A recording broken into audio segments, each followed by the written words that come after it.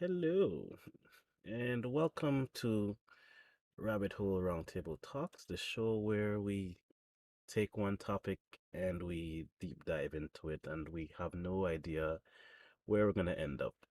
Today, we're going to talk about love. What is it? What does it mean to us? Etc., etc., etc. I'm joined today by my co host, Mino. Take it away. Well, good. Was good, man. What's up? So, how did we come up with this topic? I don't even remember, but I think we're talking about being in love and how difficult it is. Sometimes, yeah. Yeah. So, I think before we even start, we need to define what love is. You know what I mean? So, I'm going to go and define it my way, which is I think love is the actions you take to show someone that you care about them.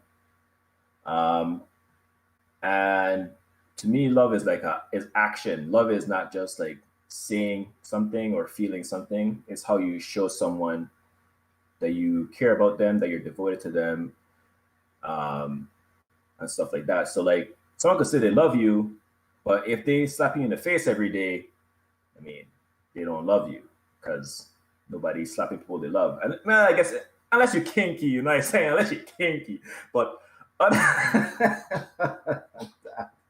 you know what I'm saying? Like that's not really love. But if somebody is like saying that they don't love you, but then they're always showing up and anytime you're in danger and trying to save you, I mean, they might actually love you. You would start to believe that they actually do love you, even though they're saying that they don't. So I think love is action and love is how you show it more than what you say. Funny that you didn't. Well, we didn't do extensive research for this episode, but you already hit the nail on the head with what I found. Because they're saying that love has extreme emotions to it, but you can't just have that as love. You need to have actions that go with showing love. And what they used was women who are battered, they say the husbands love them, but that's not necessarily true. There's strong emotions there, but you also need to have the actions that show that love is present. And I'm glad you did that. I was going to do the exact same thing. Define love first, and then we'll go into what we feel about love. But I found the origins of the word love. And it goes back to the very roots of the English language. Old English lufu is related to Old Frisian luv, Old High German luba, Gothic lubo.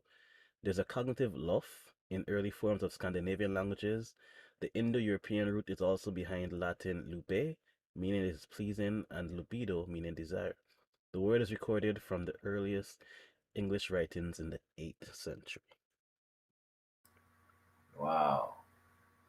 Yeah, you know something? So I didn't do any research for this podcast, as you know, because life is busy, bro. Like crazy programming. I had to do a lot of programming this week Hmm. for something, but it's interesting to me that there's so many different ways to describe love, which is the next thing that we have to cover today. But I don't want to get into it just yet. I just want to talk about what you just said, like how it's evolved over time Hmm. and across generations. So you know the English language is basically a hybrid of a bunch of different languages. Hmm. So it's just interesting how Lube, which don't sound nothing like love, transform into love. Like, is there a actual like intermediary between Lube and love, or I didn't find any of that.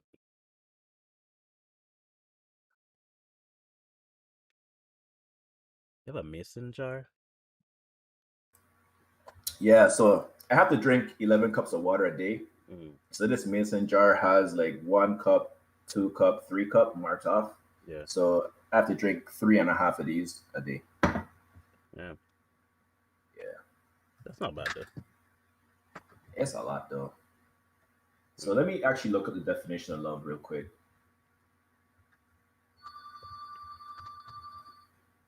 which this is gonna be my research on the job research.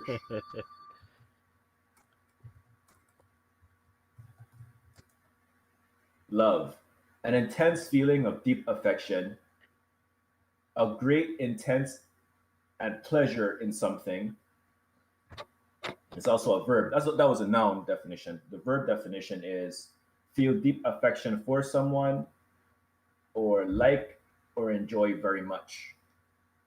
So the definition is mostly just covering like the emotional aspect of it. It doesn't really go into, although great interest and pleasure in something is a definition I didn't think of. But they still fail to include the action part and the lack of certain actions as well, Yeah, which is exactly. important. Do you think you could have, well, I guess we already agreed that you can't really have love without action. Hmm. Um, but I don't go into a different topic right now. Okay. Could you imagine if you were married and you were not in love with your person, or either neither of you love each other? Do you think it will work out, or do you think there's a way to make it work out, even though you guys don't love each other? Mm. But for someone who hasn't done their research, you're asking some really some questions I came across in my research. Um, I would say yes. I feel like there's many types of marriages and types of, you know, commitments, and I feel like love is baseline. I guess with or without the actions part, love still means something to people, even when there's no actions there. So without love, could there be a successful marriage? Is that what you asked me, right? I believe so because then at that point you have commitment, you have duty, you have all these other things that come into play that fall under love, but not necessarily like I'm in love with you. It's like let's do this to avoid taxes, or let's do this to raise children. I'm sure different types of marriages that do exist. So based on my past, like, so I didn't do any research, but I do watch a lot of different documentaries and I read a lot of random things all the time. Mm, And one thing that I've heard is, or one thing I remember seeing or reading or something is, in arranged marriages, sometimes they don't go into it loving each other, mm-hmm, but they have a sense of duty to each other because of their like cultural norms or whatever the case is. yep. And from that, a lot of time, a kind of mutual respect develops out of it, which is similar to how love is. Like you respect each other, you care about each other. It Mm-hmm, didn't start off with that like hot and bothered romantic stuff, but it grew from the fact that y'all had these shared experiences together. I think that's a better form of love slash relationships where it's not just hot and fiery. It's just like a gradual build of getting to know the person, learning about them, and things like that. And then over time, you start to build that extreme love. And I feel like in today's society, we want to skip all of that, getting to know, and just go straight into love. And you expect all of these love actions when the person might not actually love you yet.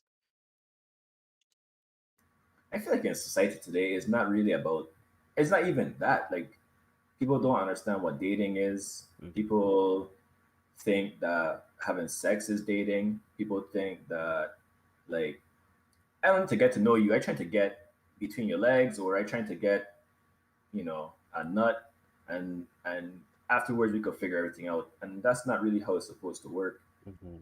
It's kind of like, I'm not a very religious person, but on one hand, I think that there is some credence in religion where it's like, we have to set aside sex for a little while at least Hmm. to get to know somebody before you start doing things, because otherwise sex could be very distracting. Like I know a lot of times when I was younger, having sex and stuff.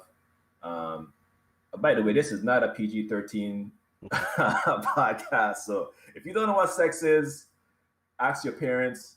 But but basically, like make bad decisions or like stay in relationships with a lot of red flags because I was like basically using my little brain instead of my big brain. Mm. You know. Yeah, I agree with that. Um, we talk about this a lot too, how society has changed, like courting to where now is like people. Well, this is for the next podcast, but like the red flags that come up, the things that we expect, it's not necessarily what it used to be before, and I think that caused a lot of problems because you want things to go a certain way when in reality they should be going a completely different way altogether. Yeah, I feel like this is a topic where it would have been good if we had a cast of people to talk about this because I feel like everybody experiences like life in different ways. You know what I mean? Yeah, exactly. So like, I even feel like the way how men think about love is different from how women think about love. Mm-hmm. That's so true. Like, I always feel like I am so like practical Mm-hmm. about how I think about things, whereas I feel like women have the true like Mm-hmm. emotional idea about love. Like I kind of describe, it, but I feel like women are more like I love you, so my emotions are strong. Whereas me, I'm like I love you, so I feel like obligated to do X, Y, Mm. Z. Yeah, yeah, yeah. I was distracted 'cause I was changing the welcome message. It says now that this person is a rabbit, but that's weird. So I changed it to welcome to the round table and insert name. So that's what it'll be from now on. Okay. So where do we go to first? What does love mean to you? Describe the feelings that come over you when you're in love, and how do you know that you're falling in love? We could start there. Well, I always feel like lust is a part of love. Mm, So I feel like the first part of it, it depends. So some people, if I feel an immediate physical attraction to them, mm-hmm, then boom, I like you. I want to get to know you more because I'm not the kind of guy. I'm not like these like modern younger guys. mm-hmm. I like to get to know people before I try to even engage with them sexually because I ain't trying to catch no STDs. I ain't trying to catch no STDs. And yeah, so I like to get to know the person first, Mm-hmm, uh, at least for a while. Then go from there. So that's the first initial feelings. But other times, like some girls, I might not like them initially, like attracted to them mm-hmm, physically, but then their personality or something about them, like maybe they're smart or maybe the way how they think about something really like turns me on. Like I am attracted to all other things besides just looks. So if a girl is like really smart or has a good personality, then I kind of would be like, oh, I kind of digging this girl, you know. I always feel like I attach love and sex. Like if I ain't gonna have sex with you, I can't love you. Like, well, I could love you, but like on a friendship level, like not the love I'm thinking about. The love I'm thinking about is like I want a relationship with you kind of love, like romantic relationship because there's other kinds of relationships. yep, If I want a romantic relationship with you, I have to want to have sex with you as well. Otherwise, I can't have a romantic relationship with you. I could only have a friendship relationship or some other type of relationship. And I could love you in that way, but that's not the kind of love I talk about right now. And then so usually, okay, go ahead. sorry, I was gonna interject. So would like a sexless relationship not work for you in the long term? Hell no. Hell no. Oh man, okay. Proceed. So I would say this, right? If it was like if I'm married, I am married. I am married. Mm-hmm, So if I'm married right now, right, and my wife for some reason cannot have sex anymore because maybe of an injury or medical reason, mm-hmm, then that's fine. Like obviously, for better for worse, sickness and health, I go make it work. I gonna do what I gotta do. You know, mm-hmm. I have left and right. You know what I'm saying? But Okay. but but if it's not for that reason, like well, I guess mental health could be a reason too, but I would want to work through the mental health stuff because if it's not an actual physical ailment, Mm-hmm. I would be less likely. Like a mental ailment, I would be like, man, you gonna gotta figure that out because Uh, your boy need it.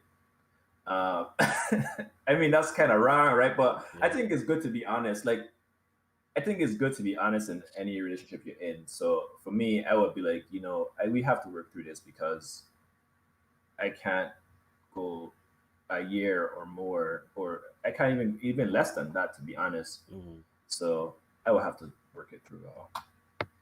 So I guess this could piggyback on some questions we heard before about love being conditional, but like it's not the love that's conditional; it's your presence is conditional, right?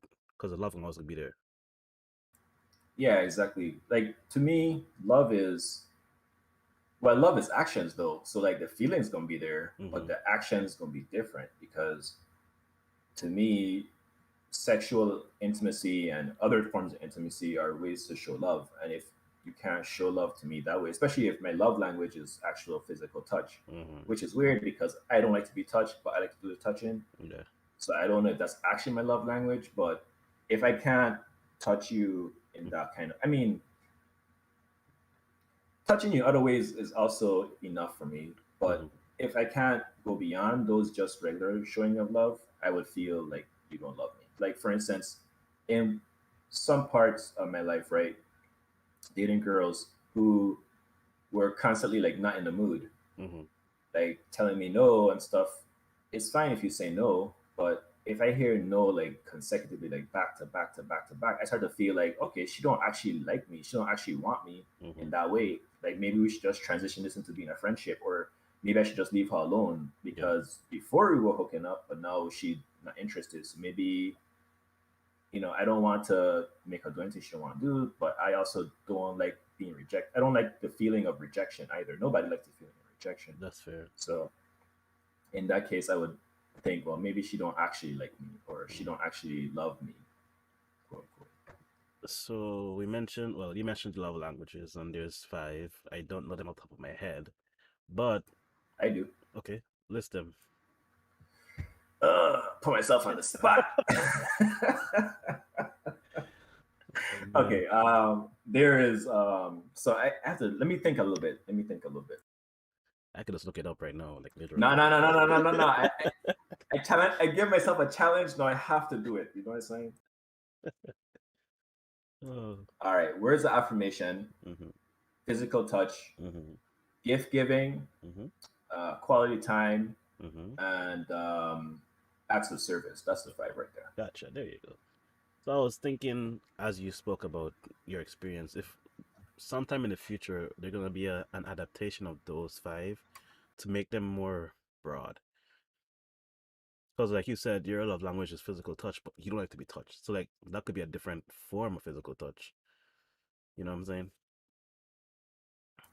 Yeah, I also think that is blended too. Like some people are like a mixture. It's not like just specifically one. Mm-hmm. I know in the book it said like people could have multiple, but like one is their like main one. Yeah. But I don't know if I even agree with that. I think yeah, one. I think everything is on a spectrum, right? Mm-hmm. So for the most part, I think everybody likes all five, Yeah. but of course there's like a spectrum for all of them. Like that's Mm-hmm. what I kind of think Mm-hmm. about. Okay, cool. I guess I'll answer the question. What does love mean to me? Well, love for me has to be a two-way street, but it's also a choice. So I've been in many relationships where the person has been in love with me, but I've only just loved them. Right? I need something to push me or to remove barriers that are blocking me. So I can love somebody and not be in love with them if they're doing things like they're paranoid about me going out with my friends. That's a no no. Like if I'm being honest with you straight up and you're still paranoid, I can't be in love with somebody like that. Right? I need the actions to, I guess, mirror mine for the most part. Because if I'm not paranoid about you going out, but you paranoid about me going out, then there's something there that you need to deal with before I can actually love you. Because then it won't be good. And the problem I had in the past was I would stay in those relationships for longer than I should just because of, I don't know if it's convenience or I just enjoyed something else and I let that keep me. But I should have probably spoke out more or just left completely. I think that was still a lot of heartache on their part and headache on my part. So when I'm in love, oh, go ahead. I want to say so. It sounds to me like you're saying like trust is an important thing to you. Yeah, I have a story about that later. Okay. When I'm in love, it's almost obsessive because my personality is addictive. So like I'm all about that person, not in a stalkerish kind of way, but like I'm all about them. I'm head first. Let's do this. Whatever you need, I got you. And I mean, that's fair, but some people don't really like that. You know, some people are independent. They want to do things on their own. And over the years, I had to learn to just, I guess, dial back and still be there, but like listen to them when they talk more because it's really consuming when I'm in love. Yeah. So that reminded me of something. Hmm. Like, I remember growing up, I would hear on TV or like even in girls just talking about how like this dude doing too much. Like Mm. girls is weird. Like girls are weird. Women are weird.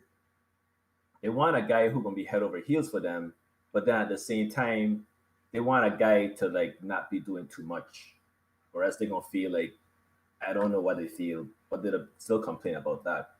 So, how you think? What do you think is going on there? Like, they want like a thug, but then they also want a nice guy. Like, they always seem to want like contradictory Hmm. things.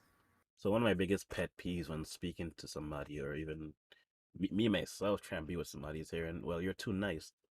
What? Like hmm. I, I've had friends, guy friends, who were extremely nice, extremely generous, and they tried to be with somebody, and the person's like, "No, you're too nice." I'm like, the person that you want to be with is not a long term person, but this person that's actually trying to talk to you respectfully is.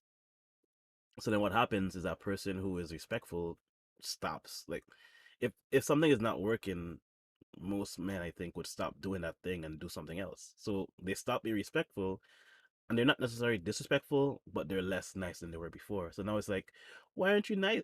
I just came at you nice last week, and you said it was too much. So now I'm just gonna be nonchalant and whatever. And nonchalance in relationships is actually like they don't care at all. But it's not that I don't care. It's just that I have moved on from this idea that it can't be.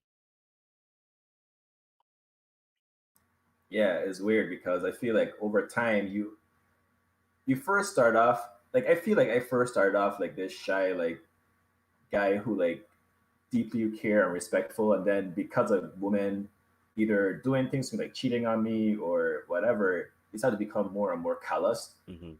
and less authentic.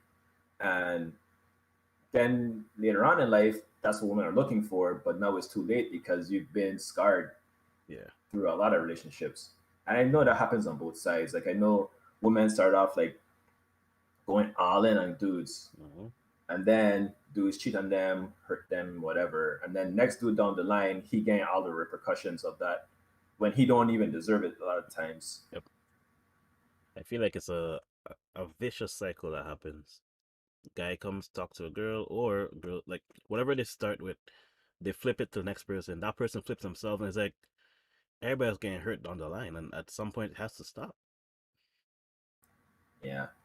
Do you think that's another argument for kind of like telling kids to wait until they're a little bit older, like to not necessarily to date, but to like try and get serious relationships? Because for one, I think kids don't really understand, or like nowadays at least, they don't seem to understand what like dating is. They think it's like hooking up and Hmm. saying that's my girlfriend, um, and instead teach them like I feel like I want to teach my kids this, but teach them like dating is just to get to know people, not necessarily to be with them.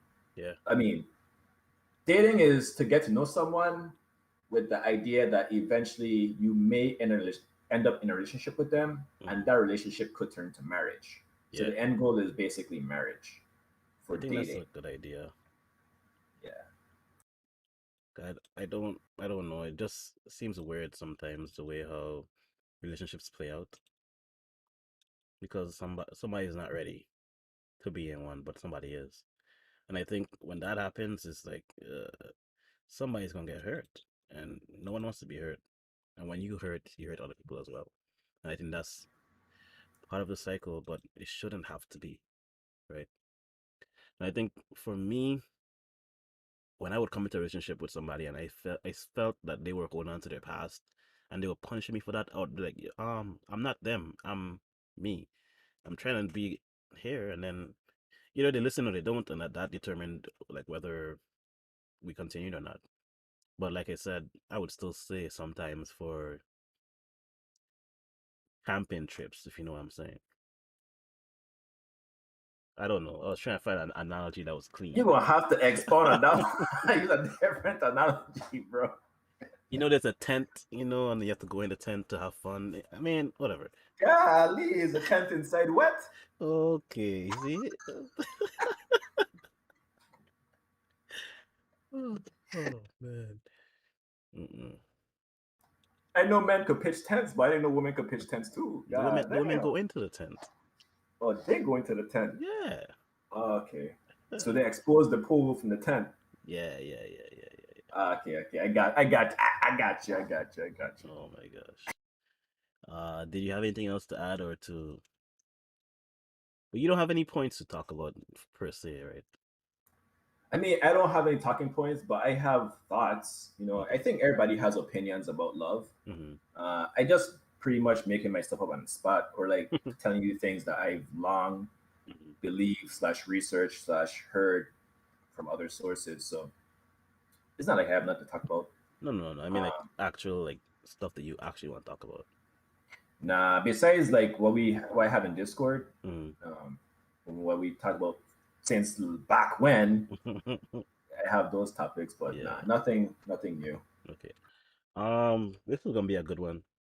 Do your views on love converge or diverge with what is socially acceptable as love? God damn, that's a deep one. I'm the question master. Remember this. This is what That's I a do. golly. I would say so I'm a Gemini, right? Mm-hmm. And I don't really believe in astrological signs and zodiacs and all that stuff. Mm-hmm. But sometimes I think it kind of true because I feel like sometimes I have two different brains. Okay. On one hand, I think a lot of my beliefs about love converges Mm-hmm. with society. We should probably define converge and diverge. Well, for converge, I mean, like, is it something that's almost always socially acceptable in the realm of love?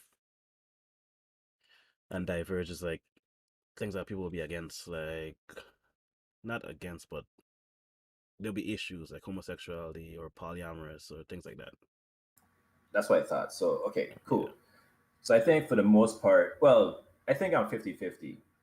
Okay. On one hand, I think that a lot of my beliefs, because I was raised as a Christian and all that, a lot Mm-hmm. of my ideas about relationships is convergent with societal norms. Mm-hmm. Like I want to be with one girl, etc. A lot of times. But then on the other side, I'm also divergent in terms of like, I don't know, man. My dad was a Rolling Stone, you know what I'm saying? He have a bunch of kids with a bunch of women all over the planet. And I could kind of see that in myself. Like I want to be with a bunch of different women and have a bunch of different, but the problem is with me is because I'm afraid of STDs and STBs, I don't do it. Yeah. I go against my like natural instinct because I don't want to catch anything. Yeah. But to be honest, I would probably just be sleeping around if I could. Um, and then on the other hand, like I'm married, so that's like me following the convergent path, and I'm happily married. Like I don't have any complaints. I don't want to cheat. I don't want none of that stuff. But Mm-hmm. on the other hand, if like my wife was okay with me getting another wife, then I would definitely be down with that because I down with it. Like we don't joke around a lot about like both of us marrying Chloe Bailey, Mm-hmm. and Diana, my wife is like she would marry Chloe Bailey, and I'm like, baby, I support your decision. Like I ain't going to say nothing, but if she ever tell you that she want to be with you, I'll she could be your wife, Oh and I gonna man. be your husband. Like I gonna just be on the side. Y'all could just use me whenever you're ready. Oh You know what I'm my saying? goodness, you wildin'. But I think that sleeping around doesn't really fit, but what you just mentioned would fit. So sleeping around would still be like dating, but being married to more than one person would be what would be divergent from what's acceptable. Yeah. I mean, yeah, I would. I mean, even when I was growing up. So this probably goes into my first love story, but I once dated someone, my first love, and she was Rastafarian. Mm. Uh, and she was okay with me having her as a wife and other people as wives, as long as she was the first wife. That's what she told me. She was like, as long as I'm the first wife, you can have as many wives as you want. Okay. And I was like, cool, cool. But, that didn't work out. But Mm, even since from back then, that's like when I was what, 19 or so, yeah. 20, Yeah. I had the idea of being okay with it. And also, another thing that you mentioned is like open relationships, I think would be a part of it. Mm-hmm. So I have been in open relationships before, Mm-hmm. or at least, if not knowingly, unknowingly. I think they call that cheating, but Yes, definitely. there has been times where I was messing around with other people, and the girl was also messing around with other people, Mm, and both of us was doing it, yeah. but neither of us letting the other person know. Mm, And usually in those situations, when I find out, I'm like, oh, I don't care. Like I was doing it too, so let's keep going. But that's then crazy. usually the girl is like, nah, you cheat on me, so we done. I'm like, but you was doing it too, so what's the problem? Man, So to man. me, like I would be okay with open relationship as long as it's okay, as long as it's Mutual. mutual. Yeah. Yeah. I feel like I've always leaned towards unconventional in all things that I do in life. So especially with relationships and things like that, I don't know. I feel like I did everything wrong because I didn't know how to communicate what I wanted and what I was actually doing. But I would be open to having an open relationship in a marriage. And I don't think I know what I am or what I want to be yet.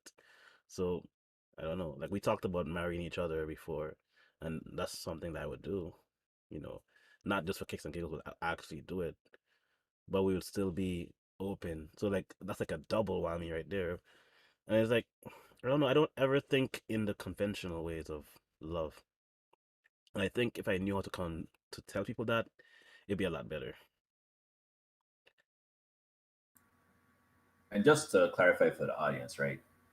Uh, my best friend and I, we love each other a lot. Not in a romantic way, because there are different kinds of love, Hmm. different types of relationships as well. You have family, and then you have friends who are so close that they become family, Hmm. and that's what we have.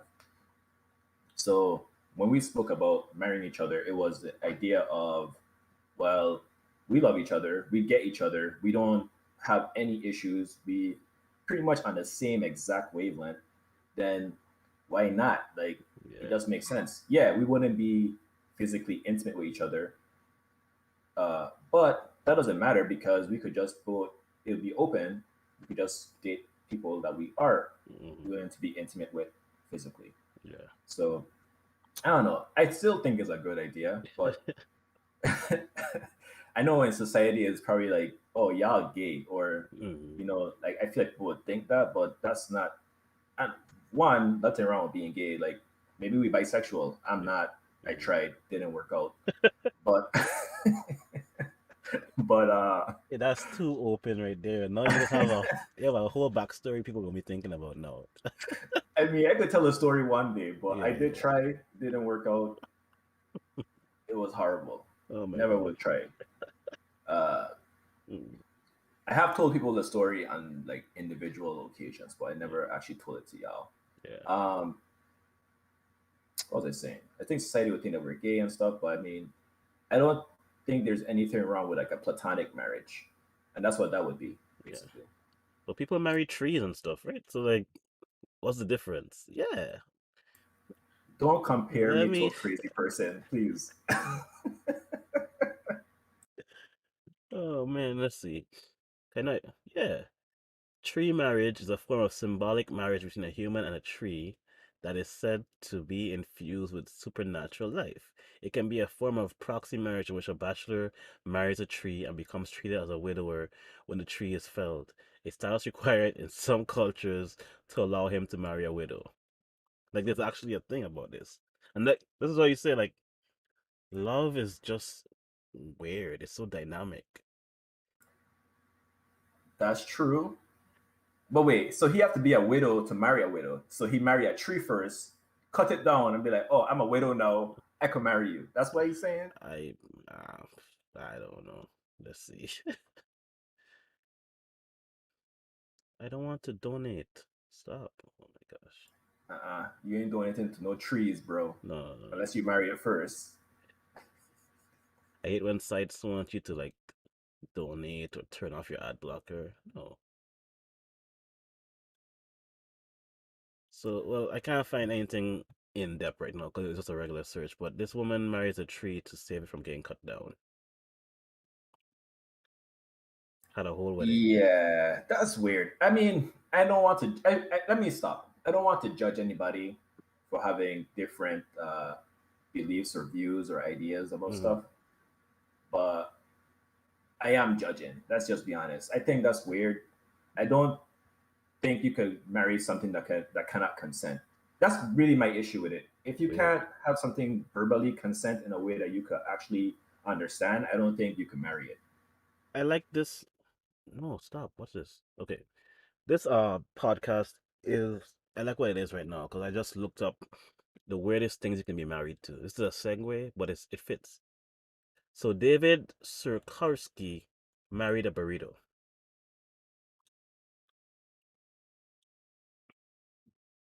All right, guys, that's the end of the show. The level of crazy is too much. I have to log off, guys. I'm Oh sorry. my goodness. So wait, what is? He said it was stressful seeing everyone around him getting married. Then they had babies. And the only thing he had was his job. Now he's not alone anymore.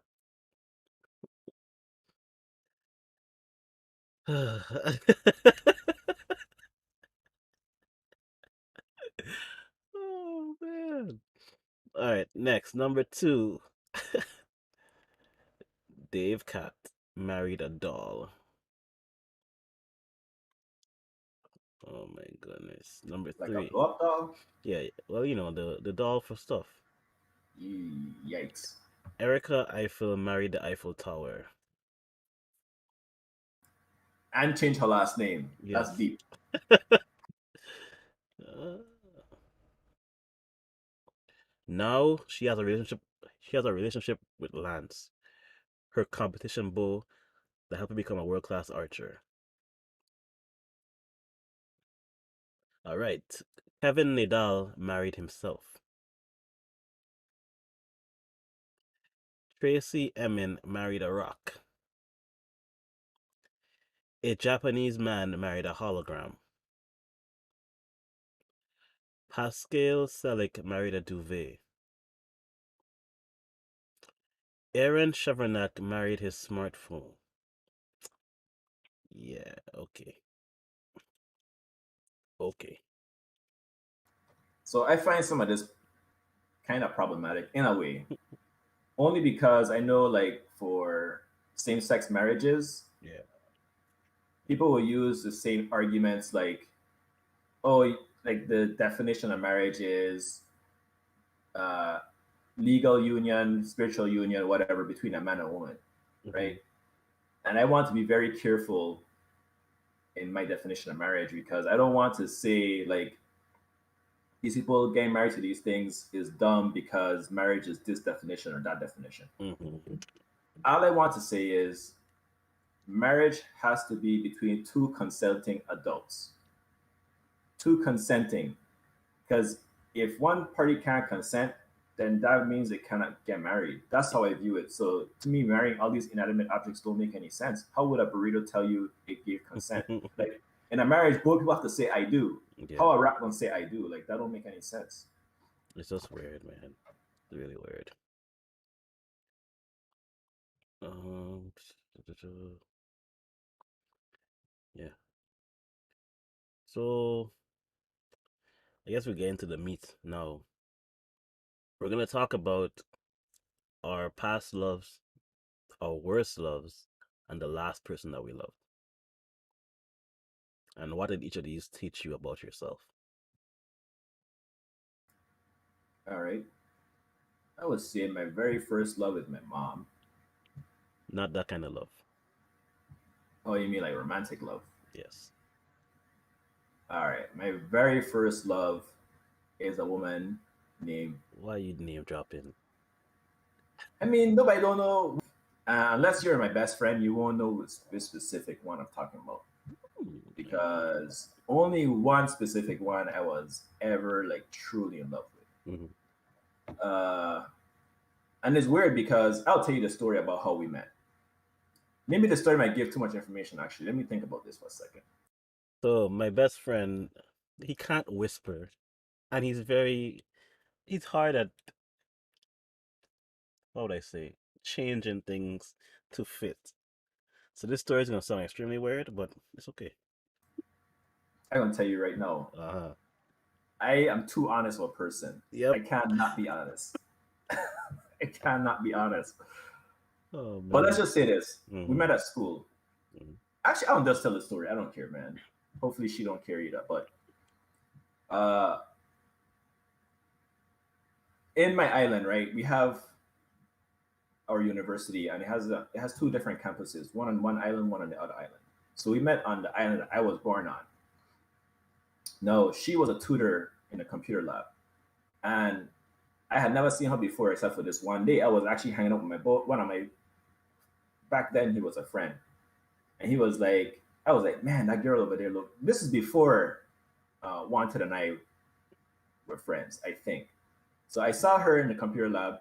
You know, this Rasta woman, her hair was wrapped up, and she was looking. Now you just went to, you don't have to do all the details. Dude, I have to give all details because I have to say what I saw. I saw Okay. somebody that just like I was like, man, that woman looked so good. Like Mm. I was telling him, like, man, she looked good, dude. He's like, go talk to her. I was like, I never go up to anybody and just talk to them. I never did that in my life. He was like, go talk to her, go talk to her. I was like, I don't know what to say. I'm gonna embarrass myself. You know, I'm gonna fumble. Mm. Especially when I like somebody, I suck at talking to them. I just blank. I just like, hey,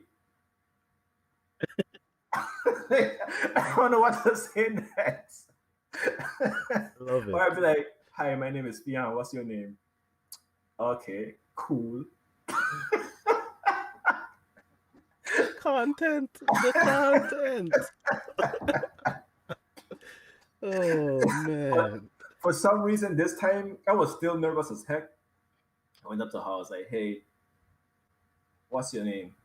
She was like, whatever her name. But I erased her name. But she was like, oh, hey, I've been seeing you around. You look really pretty.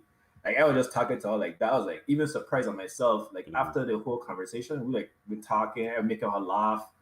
I don't remember all the stuff I said, but I was making her laugh, and she was smiling at me a lot. And then, you know, it was that one time thing. I felt really proud of myself. I was like, damn, look at me, patting myself on the back, like, yeah, man, I talked to a girl for myself for the first time. Um, come back over to them, they asked me like, what you said? Because they saw her blushing and stuff. And I tell them all the stuff. Anyway, didn't see her again for the rest of the year somehow. Actually, I would see her every once in a while in there, and we would just smell at each other. And I would say hi and stuff. Mm-hmm. But I think I really started to get to know her when we started having classes together. Mm-hmm. And then, you know, her and I used to talk. I used to call her my wife and stuff. Like she used to blush and stuff and all the things. Like I used to call her my wife, dude. Like I used to tell her like you my wife. Like and she'd be like laughing and stuff. But I never like actually was with her or like dating her or nothing. Yeah. Then uh fast forward like 2, 3 years, we both moved to the next campus, and her and I was still talking. Like actually, she moved there first, Yeah. so I didn't see her for a year. Then I came over, and then her and I were talking again. Like we had classes again and stuff, and it was like we never separated. It was like we were still like picking up from where we left off, basically. Mm-hmm. Calling her my wife, all this stuff. Anyway, something happened. Something else happened. We ended up hooking up. Actually, what happened was I was sleeping over at her for some reason. Like I asked her, would it be cool if I sleep over? Mm-hmm. And she was like, sure. And I was like, really? Like, no way. This girl, and dude, I don't know why, but I never felt like she liked me like that. I thought she Mm-hmm. was just like being nice, like she like liked me as a person, but like not as a romantic thing. Mm-hmm. So when I asked her if I could sleep over that one time, and she was like, yeah, I was like, hmm. That first night, it was 100% platonic. Like I didn't try nothing. I was nervous. I couldn't even fall asleep. Like I was just like, bruh, I am scared. Like anyway, one thing led to the next. not that night, but another time we ended up hooking up, and after that, I was like, as a talk, I was like, "You like me? Like, I mean, we just do what we just did, but Yeah, like, yeah. I never felt like you was into me like that." And she was like, "Yeah, I'd been into you since the first time we talked." And I was like, "No friggin' way, really?" And she was like, "Yeah, but you keep dropping the ball. Like, I used to be Woo! giving you signals and stuff to like, make a move, but you never make a move." And I was like, "Damn! So all these years I wasted." So that was my first love. Wait, I want to interject on the last thing that you said, and that's my second pet peeve about relationships or with people is that you be friends with somebody, you're slightly interested, you're unsure about them. You just go about your way, doing what you do. And then like 2 years later, you move away, they move away, and then they message you, "Hey, you know, I always liked you." Oh, come on. You can't tell me this. Don't tell me ever. If you never tell me when you hear, don't tell me ever. I ain't gonna lie, back in the day when Facebook was new and I had graduated from undergrad, Mm. that was my number one pickup line to hook up with a bunch of people. I was like, I used to like you back in the day. All right, I'm gone. I'm out of here. My number pickup line, like, hey, I used to like you back in the day. Oh my And god. I don't know. People was like, yeah, I didn't know I liked you too. So I Oh, found out a lot of people like me that I did not know like me. It's weird because I'm a kind of guy like I don't assume people like me. You know what I mean? hmm I just like figure like we just cool. I think that But just so, means that no one wants to make the first move. that's what it is. That's what it is. And I guess as the man, you're supposed to make the first move, right? So that's really on me. But then again, that's gender roles and that's kind of sexist, so maybe not. Yeah, Um, but yeah, her and I eventually broke up, and when we broke up, I was depressed for like a year. you Like were. honestly, hmm depressed for like a whole year, dude. I would say even longer than that, to be honest, because I couldn't stop thinking about her. Honestly, dude, I became a little self-destructive during that time. Started drinking a lot, doing like reckless things, I was there. hooking up with a bunch of different people. Like I was just like Yeah. out of my mind. Uh, that was my first love. After that, I was like, I don't ever want to feel like this way for somebody again. Like hmm I would say, I never realized I could be. I never realized how much in love I was with that person hmm until after we broke up. Actually, I know because even before then, like for instance, the first time we spoke, like yeah, actually, I like I knew I was already head over heels since the first time I met her. Yeah. To be honest, so no, my worst love, my worst love. I'm not gonna say any more names because this one could hurt somebody's feelings, but I was with somebody. We'll just call her Here we go. voice message. Okay. Call her voice message. Let me type in the Discord so you can see what I'm talking about. But I know who I you're know you, talking about. I know you could probably guess. I know what you're talking about. Oh shoot, I forgot my keyboard don't work on this computer. Anyway, Wait, real quick. Can you turn off your ring light for a second? Let me see something. sure. Oh, never mind. God. Because it was like it's in your glasses and it's. I think it'll be a little bit distracting, but you need Yeah, it. yeah, yeah. I thought Yeah, about that too. I it's thought about okay. that too. Like that's how come I keep like tilting my head down so you Yeah, can't really see but it. let's just go with the flow. My bad, audience. My zero viewers. But No, we good. We good. We good. We good. um, so voice note, voice message. Well, I'll call her voice note instead because hmm so voice note and we met. And actually, I known from the very beginning this was going to be a bad idea because this girl used to always like find something wrong with me. Like I think on one hand she was trying to help me by like critiquing me, like this is what you could improve on X Y hmm Z. But like it always came across kind of abusive, like kind of mean. And her and I used to argue a lot, even just when we were just friends. Like we Yeah. used to debate a lot. It's like the crux of our relationship started off on debating and ended with us debating. Like we never stopped arguing from the very beginning to the very end. hmm Um, but I liked her because she was really smart, really ambitious, uh, very fit. Like her and I used to go running together and all kind of stuff. And yeah, she was just really smart, and that's what Wow. attracted me to her. hmm Like I really love smart women. actually every woman I've ever dated have been, well, yeah, dated, not hooked up with. Every woman I've ever dated have been really smart. So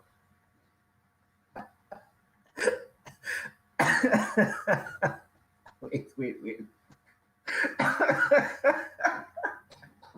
Want to know why I had to say that? My face was like,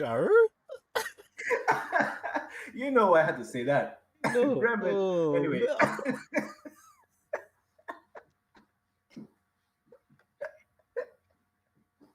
Oh, okay. Okay, hold on. Ugh. Get your composure. Okay, we good, we good, we good, we good, we good. Okay. So yeah. So every girl I've ever dated was really smart. Uh, but I think what made her the worst is just the verbal abuse and the emotional abuse. Like Mm, I would say that I wouldn't say that it was just a one-way street. I would say it's probably two-way street. Like we were both kind of verbally abusive to each other. mhm. But I would say more her than me because a lot of times I wouldn't take it there until she took it there. So yeah, that was the worst, man. Like, and I don't know, like, and that's why I say like sex kind of leads you to like not get into red flags because I think not the Fion today or the Mino today would have been like, nah, this ain't gonna work. I gotta leave. Mhm. But back then, I was like, I don't know. Like, I know something wrong, but I don't know what's wrong. Yeah. So I'm not gonna leave. And I also enjoyed the sex and all that kind of stuff. So it was just, yeah, it was bad. I should never stayed. And now my current love is my wife, and I would say this is the best relationship I've ever been in my whole life, which is Oh. why I married her. Like, Hmm. communication is great. Uh, the physical intimacy, what I'm saying, is Ah. 10 out of, actually, no, 50 out of 10. You know what I'm saying? Like, Yeah. no, what? No, wait. I underestimated. A million. Ah. You know what I'm saying? Okay, let me stop. Let me stop. I don't want to embarrass my poor wife, but no, but for real though, like, I would say this is the best relationship I've ever been in. Yeah, we have our like arguments and disagreements, but I feel like I could tell that she genuinely loves me because of her actions. And I try my best to like show her that I love her for my actions. I don't think, to be honest, Mhm, I don't think is as crazy love as my very, very first love. mhm. Like I don't think like is as crazy, but I do know that if like we ever broke up, it probably would lead to the same kind of level of, not maybe not the same exact level, like maybe a little bit less Mhm. of depression and like feeling sad and stuff. But yeah, best relationship. I think the reason why is because of the good communication. I Mm. think communication really helps relationship. Like being able to tell somebody whatever you gotta tell them, Yeah. and being able to have them tell you whatever they have to tell you, but like y'all both try and do it in a respectful, like Yep. kind way. I think Mhm. that's what makes it work. So, what did each of them teach you? Each section of love teach you? Whew, that's a good question. The first one taught me to go for who you like. Like even if you don't think that they like you, like still Mhm. go for it because they might actually like you. Gotcha. Also, I think another part of the reason why I didn't go for it, I also felt like she was out of my league. Like like she was really pretty. She is really pretty still, Mhm. and I always thought that she was like way out of my league. Like I would never get this girl. But I think after her, and I should know better because I'd been with girls as pretty or above my league in high school and stuff like that too. But Mhm. I don't know. I just never had the self confidence until after her. Like after her, I was like, you know what? Any girl is in my league now. Except for Milkshake. You remember Milkshake? I don't know why I was always nervous around Milkshake, dude. Anyway, Yeah. Mm-mm. but yeah, like she taught me like go for who you like. Don't worry if they out of your league. Like just talk to women as a human being. Mhm. If you talk to a girl as a human being instead of talking to her like you're trying to hook up or whatever, like you Yeah. more likely to get her to be interested in you. And Makes that's what sense. that taught me. Mhm. The second one taught me like I need to improve my communication. That relationship, the worst relationship, taught me, you know what? it's not only her who had bad communication, it's also me, Mm-hmm. and I have to fix that. Like that was a big like um, that was the impetus for me improve my communication for my marriage and all throughout my marriage. Like anytime my wife and I have a big argument where like it goes like south, Mm-hmm. I just get flashbacks to the relationship, and I'm just like, bruh, Mm. I have to improve my communication, Yeah. at least at my end. Like I want to be able to say if my marriage failed, which I don't think it will, right? I want to be able to say that I did everything in my power to make sure that it worked out. Like communication, like how I treat her, like how I think about things, how I approach things, like all of that. I want to make sure like I do my best. And I know my wife doing her best too because we talk about this stuff all the time, Mm-hmm. like just to check in. And I know that she doing her best. So seeing it from both sides really helps. So what I learned from the marriage is I learned that in life, like even with like different perspectives and beliefs and stuff, you could always try and find a way to make it work. And sometimes it could just be completely like letting somebody else win. Yeah. Even though like you might feel like you're right, like a lot of times I feel like I'm right. Yeah. And I'm a kind of person I have no problem admitting when I'm wrong. So that's why whenever I feel like I right, I feel like I actually right. Like I don't ever feel because I know if I was wrong, I would be like, okay, I'm wrong. I Mm-hmm. would just drop it. I'm not like the kind of people who feel like they're always right, so therefore they're always right. I'm not that kind of person.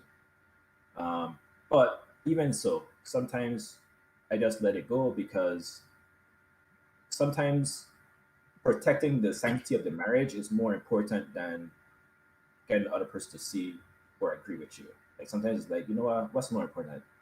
Letting her see that I right or making sure she feel loved. And then in the end, it's always making sure she feel loved. A good sacrifice, though.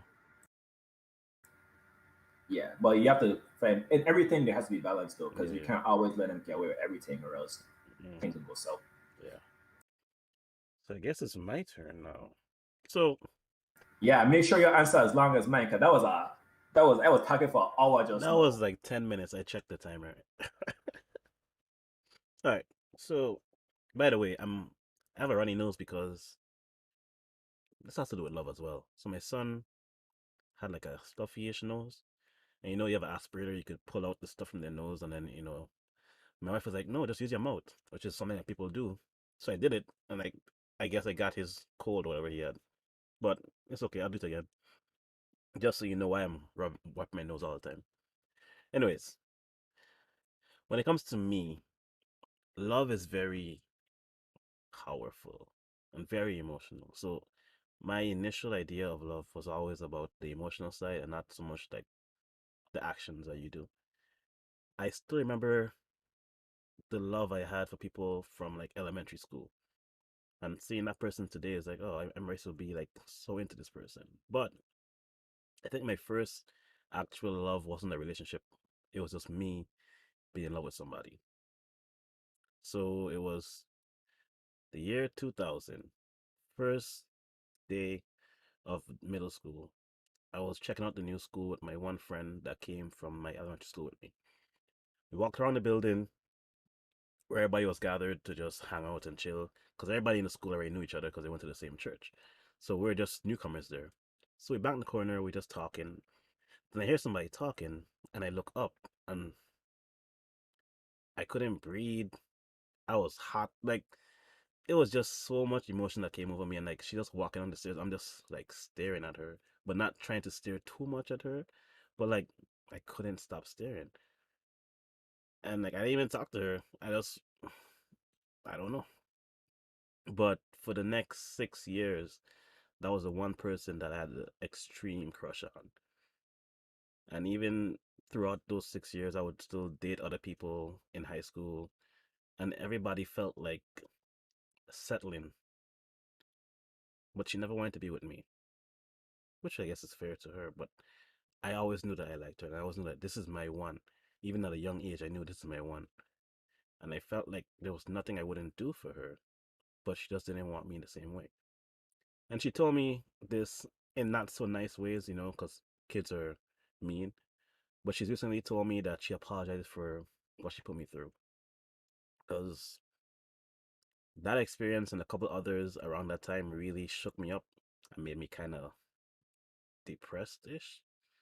I think that paved the way for who I was to become later on. But she is always my forever crush, as my friends say. Wow. Wow. Yeah. So, damn, dude. That made me think about two things. Mm. One is I never thought about love. I never thought about the consequences of loving someone that didn't love you back. Unrequited love? That's my the Yeah, I story of my never thought life. about it. Story of my life. Damn. So I don't want to take over your spotlight, right? Go ahead. But I always feel like I was the kind of person that felt like if somebody didn't love me back or like me back, Hmm. I just stopped. That's not true. Never mind. Go ahead. I was going to say like I would stop like caring about them or loving them, But that's not true because of the but that's first not love. true. Yeah, yeah, yeah. Yeah. Well, actually, even before the first love, like in high school, there were a lot of girls that I used to like Mm, crush on and stuff. yeah. And but then again, that goes back to people like potentially liking me, but me not making the first move. Hmm. So I don't know. Maybe they did like me, but I always felt like they didn't like me like that, and then I would just crush on them. But I never felt like that strong, loving feeling like what you're Yeah. describing. So it's not quite the Mm, same. yeah. So So, you and her were friends, or like how you get to talk to her, so get the in high apology? school, I didn't really have any friends per se because I lived too far away and I was always doing something for my family, like working. But I had friends in school, which is one reason why I love school because it was where I could actually meet people, interact with people, and actually have friendships. So we weren't necessarily friends, but we were okay, I guess, for the most part. But we weren't actually like friends. But we started talking recently, and that's all she apologized. 17 years later. So she knew that she did you wrong, She knows now. or did you tell her like this is what No, I happened? didn't bring up anything. She just said, I'm sorry for being an ass. And I was like, what are you talking about? Jokingly. And she's like, you know what I'm talking about. And then that's it. Wow, Yeah, that's growth, man. I know. Yeah. So my worst love. This is, I have like, I have a tie almost. So the first one, we'll go to high school. And everybody said everybody in high school was a settle from, the forever crush. But there's a girl I actually liked as well. And we got a relationship the wrong way. And we continued the relationship. But she always had somebody at home, she called her brother, who would do things with her, you know, that I wouldn't be able to do with her. Wait. Yeah, a family Step friend. brother, step brother. Oh god. You know what I'm talking about. Yeah, It was yeah, that kind yeah. of thing. It was a family friend, so Oh no, not the step. yeah, exactly. But she would tell me about it, and I was young, and I was afraid of intercourse myself. So I was like, okay, it's fine, and I was always fine with it. Like I didn't get upset, I didn't get mad, and that's part of who I am today. Still, like it's okay. But it kept going on, and I just kept being there for her, regardless of that. But on my birthday, she came home and tell me, well, she did something with some guy and blah blah blah blah blah. I'm like, really, on my birthday, whatever. But then what ended it was that she did something with somebody, but she didn't tell me. Then when she told me she lied about it, I was like, okay, I can't be with you. So it's like that's weird because you have this whole list of things that you've been doing, which I didn't care about, but then the lie is what ended it for me, which is like that's just to show who I am. Like that's more powerful than what you're actually doing. I feel like love can transcend all of those things. I'm not gonna lie though. I think like maybe a big part of the reason you and I are friends is because I have a really hard time lying, and you really hate lying.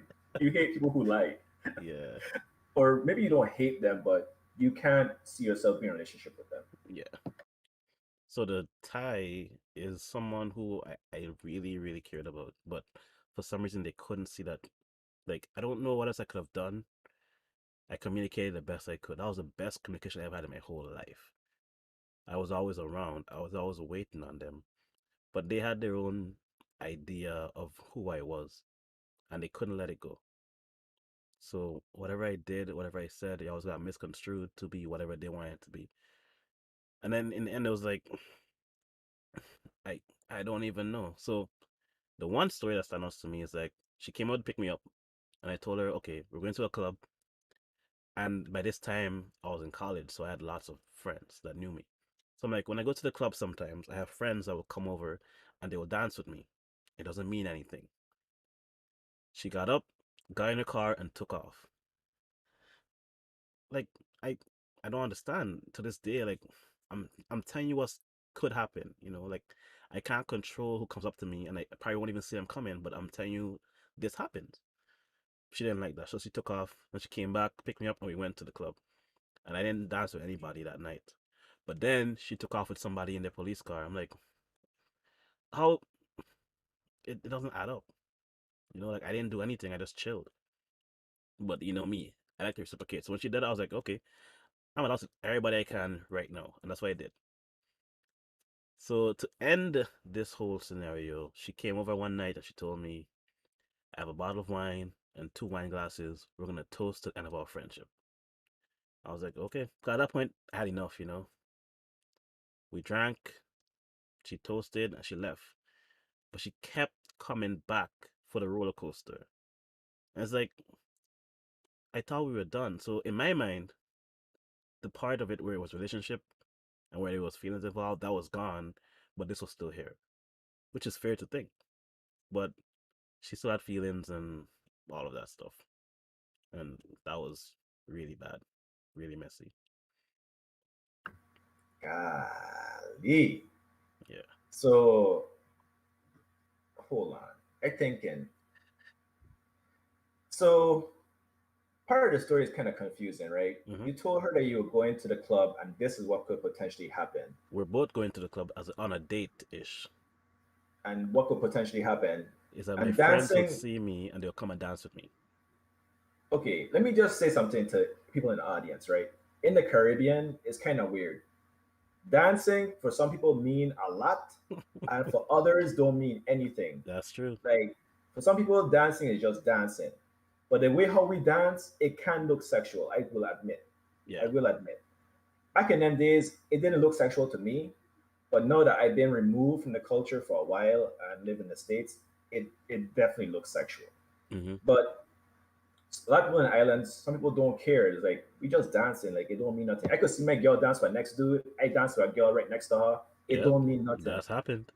But then some people, it's mostly guys, don't want nobody dancing with their girl. Or some girls don't want they do dance with no other girl Yep. because of whatever. And sometimes that leads to fights, leads to shootouts, leads to stabs because Man. people don't want they feel like you doing something with a girl that you shouldn't Yep. be doing. That's true. So I guess in her case, I don't know if she communicated it with you though. Did she tell you like, hey, I don't want nobody dancing with you beforehand? What I told you happened is exactly what happened. She got in her See, car and she took off. so that's the problem there is that she didn't communicate. hmm She could have easily just tell you, or even when it just happened, be like, hey, I don't want you dancing with no other girls. Like I didn't feel comfortable with what just happened. Or even before you guys left, because you literally told her up front, like my friend will come dance with me if Yep. they see me. Yep. She could have been like, well, I don't want them dancing with you, so you have to tell them no. Like she could have easily communicate that with you. But I would say this: I feel like a lot of people in the islands don't have good communication. At I all. mean, people on the planet, but more so in the islands because we just kind of expect people to know. hmm That was a big part of my problem back in the days too, growing up. Like a lot of girls and me, we had issues because I would expect them to know something, and then they wouldn't do it, and I would get vexed. Like I would be like pissed, like how you could not know this? Like I would get Yeah. like really That's pissed. wild. So Yeah. uh, yeah, so that's kind of crazy that she just drove away and then she came back. It's like she liked me a lot, so that's why she came back. She didn't like you. She like your doggy style. You know what my boy said. Oh my god. So, but that's crazy though. Yeah. Which reminds me, like how the whole like she keep coming back for the roller coaster. Yeah. That's kind of like me in a way. Like a lot of relationships, I would just keep coming back just for the sexual intimacy, not hmm necessarily because I still wanted the person. Yeah. And that's what I was saying. Like, and that's why I still keep repeating. Like, I feel like sex, like, kind of like clouds your mind a little bit Yeah. because like I want this thing, I want access to this person, but I don't want this person anymore. Yep. That's It's true. kind of weird. Yeah. But then again, I'm a guy, so I feel like that's kind of expected of me in a way. Like not to Mhm. be like sexist, Yeah. but I feel like that's kind of expected of me. Like, yeah, I could hook up without really feeling anything for the person. Hmm. I just trying to be a squirrel, you know what I'm saying? So yeah, like, but on her end, she's a girl. She wanted the relationship, but then she already made it clear that y'all were done. So it was kind of contradictory, which No, is what that's goes back that's to. after the whole thing. That's like in the end. She wanted to be done, but like she never wanted to commit, Uh, but she so wanted me to be she, there. she was basically trying to be a dude. She want all the perks, but she didn't want to actually be committed. Hmm. But she never even communicated that either. I'm guessing. Nope. See, I used to at least communicate. After a while, I started just telling girls straight up, like, "Yo, I just trying to hook up. I ain't trying to be in a relationship." Yeah. And they could do what they want with that information. Exactly. That's So fair. yeah, it is. I think people should do that. Like, just be honest and direct. Surprisingly, it works out a lot more than you would think. Yeah. So now we're gonna talk about my last love, my ride or die. So we met a while back. We've always fallen in and out of lives. So we met each other, talked for a while, then she disappeared. She came back, disappeared, came back, and then we started our friendship. And after a while, we started dating. Kind of murky there, but it's whatever. But now we're together, and I would say that right now is the best time of my life as well.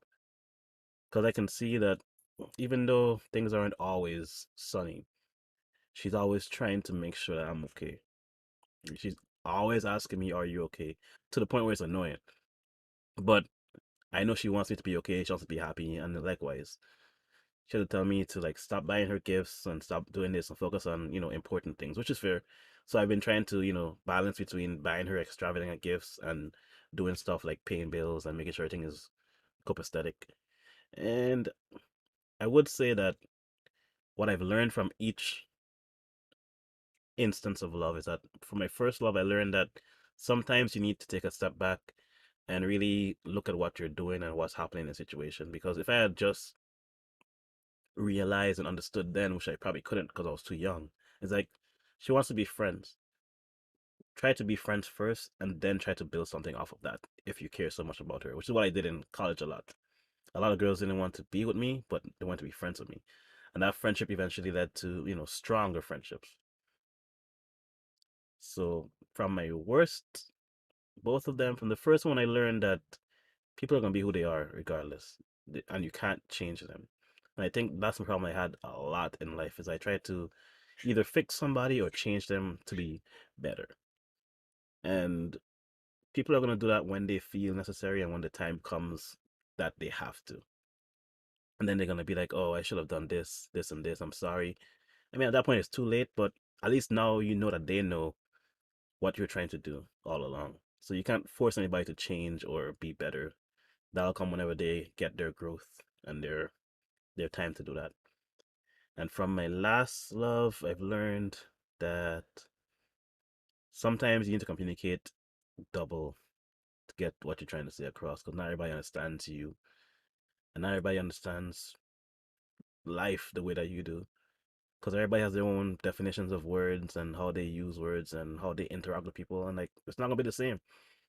So you need to be very clear multiple times if you need to and just do whatever you have to do to show love and try not to change yourself because if you're changing too much they won't recognize you and you can't change them too much they won't recognize them as well. So try to love what you have and move on from there. Yeah, that reminded me of something I read, which was expectations cause a lot of issues in marriages. And I think the example they gave was the guy came home with the expectation that his wife would have had dinner ready, but she didn't. Um, and then it goes on to explain like why. On Hmm. his end, his perspective, he don't know why. He just came home, he expected something, it didn't happen, he got upset. But on the other end, the wife was at home all day with the babies, running around doing errands. Like she had a busy day, she didn't have time to cook Mm-hmm. before he got there. On the other end, if he came home with no expectations and he was like, he came home and no dinner was cooked, he could have cooked dinner and he wouldn't get upset. He would just be like, okay, let me just do what I came to do because I'm hungry. Mm-hmm. And that would have led to them not having any argument or any like bad emotions. Yep. So I think a lot of times expectations can lead to problems, but also I think uncommunicated expectations leads to problems more so because if you don't tell the other person, like, hey, this is what I thought was going to happen, and allow them to explain why it didn't happen, allow them to communicate, like, hey, I couldn't do dinner because I had to take care of the babies, all that stuff, then I think if he had communicated, in my example, if he had communicated, like, hey, I thought this was going to happen, and she communicated back, like, why, I Yeah. think it would have led to better understanding on both ends, especially on his end, because I mean, you dead wrong for expecting her to cook after she's doing all this stuff all day. Like, Yeah. how should she have expected you to cook? No, because you was at work, right? And she, okay, let me stop.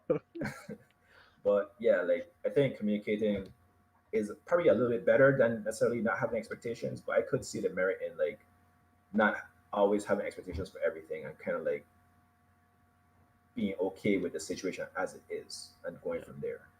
Yeah. To add to that, I would say an extreme level of patience come into play when you're like living with somebody and you're married to somebody. Like you have to be ready to wait. And sometimes some people can't wait, even though like I'm one of the most patient people that I know. But for some things, it's like, why do I have to wait so long? And I think it teaches you a lot of like who you are and what you're really ready to fight for. And I had one more point to add, but I forgot what it was. Patient. Oh, ah, you have to be willing to accept change and not the good change. Because in the beginning, things that you used to do, like let's say you used to go to dinner every Friday, like every single Friday, that could change. And you have to be willing to accept the fact that it's changed now and you have to find another day or another way to do it. Because life isn't always going to be the same. And I think that's one of my problems I had as well, where I expect things to stay the same. And I do it a lot too. Like I expect things to go with a certain pattern, and I'm not really all that lenient on change, but I'm trying to work on it. No, I could feel that because I don't like. I wouldn't say I don't like change, but I like things to go according to plan. And when things don't go according to plan, I get very like flustered and frustrated and cranky and all that other stuff. Hmm. So I kind of could see that. So, we kind of touched on this a little bit, Hmm. but I think we should recircle back to this, which is unconditional versus conditional love. Okay. And how do we define it? Because we were watching a podcast, another podcast, where the guy was saying there is no such thing as unconditional love. And then the woman was saying that there is, and she was trying to define it. And I kind of understood both sides. I mostly agree with the guy. Like, I do think that there is no such thing as unconditional love, except for like maybe love between family or love between a mom and a child, parents and a child. So let's not exclude dads, No. but parents and a child, I think that could be unconditional. But I feel like in terms of romantic relationships, I don't think there could be unconditional romantic love. What do you think? Like, what are your thoughts on defining them and all that? I think that it's already sort of doomed to not exist because if you go back, if you don't focus on the right now, where you're going to date, you're expecting to pay money for the date or whatever, you expect the girl to do something at the end of the date. If you go back 50 years, there's still gender roles that are conditional for entering a relationship. The woman needs to be able to give you children, stay home, watch the children while you work. So the woman expects you to go out, make money, bring back that money, take care of the home. So like there's always something that have to you have to do to, get love or to be loved. And it's not just let's just enter this together and see where it goes and then go from there. Yeah, I like on the from the guy's side, he was saying like there's always condition, Hmm. like you kind of mentioned, even if it's just gender roles, there's a condition for the person to even begin to like you. Hmm. So if y'all are in a relationship where love is supposed to be the founding base of the relationship, if something happens where, let's say, they do something that's outside of the scope of what's acceptable, then that's a condition, Yeah. right? And that's probably gonna end the relationship. But I think on her end, what she was trying to say is you would still love the person, but you just might not stay with them. Mm. And I think that has merit too. Like, but the reason why I more side with him and not with her is because I think love is action. And if you're gonna leave the relationship, then the relationship is part of like that love. Like you're showing love to each other by being together. Yeah. So if you leave the relationship, obviously that level of love is not the same. You still Hmm. love them, but it's not to the same level. Yeah. So it's not unconditional. Like and also like if that's the definition of love, like unconditional love is I love you, but we're not together or we're not doing anything to show each other that we love each other, Hmm. then that means I unconditionally love everybody on the planet. Yeah. Because if I see a stranger struggling on the streets, I don't feel sorry for them, or I might want to help them, and I love them as a person. But I ain't going to go to my way to check on them every day. You Yeah. know, I ain't going to go to my way to be in a relationship with them. So I think her definition was a little bit like kind of true, but I don't think it was fully true. Like, yeah, you could love somebody even after breaking up, Hmm. but I don't think that means it's unconditional per se. So what I used to do in relationships is during arguments, I would say, I love you. And it's like thinking back, that's kind of, I don't know. It comes across like I'm trying to dissuade from what's happening. But I was actually trying to show them that even in this moment of back and forth, I still love you. But they couldn't see that because they wanted to argue. So I think I shouldn't have done that. But I felt like if you love somebody, even when you're arguing, you can still say it and you can still feel it. And after relationships, after arguments, most of the time, I'm willing to go back to being intimate, and they're not. So for me, it was like, well, that means that you don't really. There's something blocking love from coming forward. You know what's funny? Mm. So my wife is similar to you. Like during arguments, so when I'm arguing, I just stick into the topic. Like I just hyper focus on this topic. I am you cry, you call me names, you whatever you do, I don't really pay attention to none of that stuff. I just Hmm. like this is the topic, this is what I focused on. Hmm. Until we resolve this thing, I Hmm. ain't interested in nothing else that we're talking about. Yeah. You could change the topic several times. I gonna still remember like we started talking about this thing. I gonna circle back to it after we finish whatever we this side project that we're doing right now. Yeah. But one thing that happens often is my wife after an argument, she like she I think she's also a physical touch person in terms of love language. Hmm. So after an argument, she wants me to like come and hug her and like hold her and stuff like that. And like let her know, like reassure her that we still love each other. But for me, when I done arguing, I need time to like self reflect and like go inside myself and just like go over the entire argument. Hmm. Because as I said, like I don't have a problem admitting when I'm wrong, but I might not realize that I'm wrong during the argument. I need time to like think about it to like be like, you know what, I was actually wrong there, Yeah. kind of thing. So a lot of times, and then also too, like when I'm sad or like angry or upset or whatever, I kind of shut down. Like I go into myself. I don't want to talk. I don't want to interact with people. Hmm. Anytime I just have to think and think through it. A lot of times, talk out loud to myself, but I can't do that because I'm around people. No, Hmm. but it makes her feel hurt because she feels like I don't love her because I'm like not trying to like touch and stuff. And it's like, no, I still love you, but I need time for myself too. Like I have to show myself some love first before I could show you love, Gotcha. you Yeah. know? And I think that sometimes that don't always come across because it's like, well, every time we argue, you shut down. And it's like, can you sometimes not shut down and just show me some love and then go do what you gotta do? But so I tried to work on it, but it's really hard because it's like a lifetime of me doing this, you know? Yeah. Yeah. I understand. I think it's. I don't know where mine came from because growing up, we weren't allowed to express ourselves at all. But somehow I still emerged from that being able to always express myself and always express love. regardless. So I may shut down sometimes. That's when I'm like extremely angry. Other than that, by I don't know 2 hours or the next morning, it's like a blank slate, and that's always been me. I don't really I remember it, but it's a blank slate. We fresh, we good. Let's go. I don't have time to dwell on negatives. I always tell myself from college, like, you can't be dwelling on negatives all the time because I went through my bout with depression and that's a part of it, and I'm not gonna do that. We're gonna talk, get our peace, and move on. Yeah, I gotta adapt that mentality, I think, because that's a good way to look at it. Because I feel like for me, I wouldn't say like I dwell on negativity, but I kind of do. Like I dwell on the previous conversation. I dwell on what I did wrong, what I did right, what she did wrong, what she did right. Hmm. And sometimes that even leads to me like having to rehash the conversation because like I would be like, you know what? We said this during the conversation, or like I agree with this during the conversation, but I actually don't agree with it. So then it was like that's a new thing I have to talk to her about. Oh man, you gonna that's actually bringing back up the whole argument basically sometimes. Sometimes, but what was I gonna say? Shoot.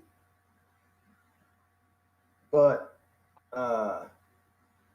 I don't always do it. Hmm. Usually, like I usually what happens is if we agree with something and then I bring it back up is because we didn't actually argue about it. We agreed from the beginning, but then I Mm. realized I don't actually agree. Okay. And oh, that's what I was gonna say. I'm the kind of person too. Like if I have something on my mind, I have to get off my chest. I can't just like let it go. Yeah. Like if I feel like I have a problem with my wife, right?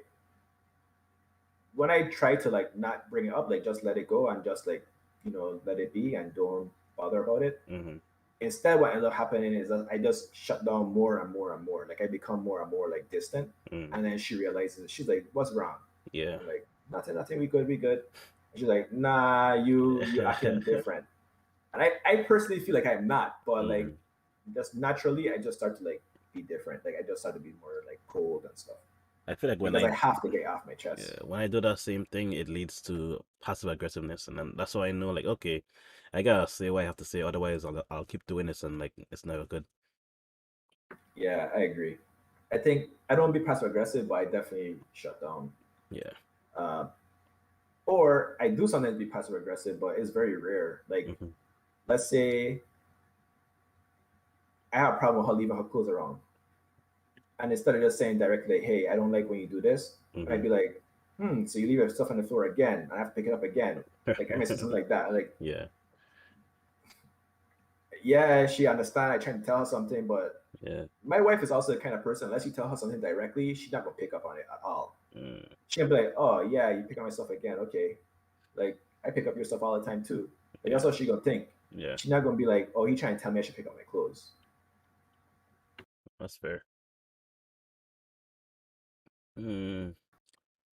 I think we've had a good job in being light this conversation. Normally we go into the dark side, and we've actually been pretty positive, I believe. We're talking about love. You can imagine making love into a dark topic. You would have to be a savage for that, dude. Like,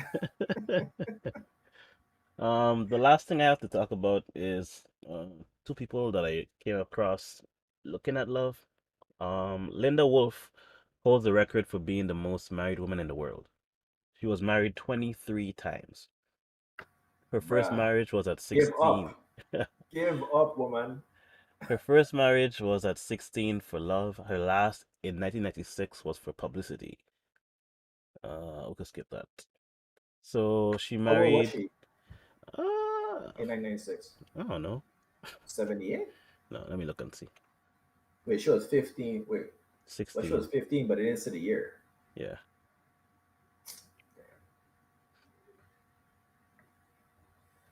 So she got married 34 times. I said 23. I don't know how you Oh, heard okay, that. okay. 23 times. Dang. She was 87 when she died last year. I think the truth of the matter is she just like to hook up. But because she was like raised in those times, like you have to be married in order to hook up, she Mm, was like, "Well, I gotta marry you first before we could hook up." But she just was a thought. I thought they'd like to get married, that's all. yeah. So Linda married a convict a homeless man, a musician, a plumber. Like one husband lasted just 3 days. She married So she was another doing man. community service. What's going on? Like I got married to get you off the streets. Oh, you want a green card? Let's get married. Oh, Like you what? wild. She wilded. So the other story says the world's most married man is now the world's least mourned. Glenn Scotty Wolf did one thing in life and did it often. He married. In 89 years, he married 29 times. He married teenagers and grandmothers, farm girls and drug addicts, virgins and prostitutes, preachers and thieves, taking and shedding partners casually as a square dancer. He married Never mind. some women He's for the thought. years. He's the thought. They actually got married. That was her last husband. Oh, so they was in competition. Well, they wasn't in competition. They just got married because they were both the most married people.